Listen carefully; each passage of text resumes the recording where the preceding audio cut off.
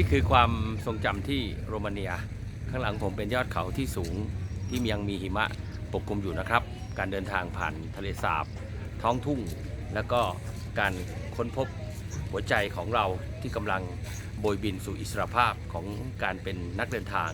การเป็นโค้ชและการเป็นครูทางจิตวิญญาณ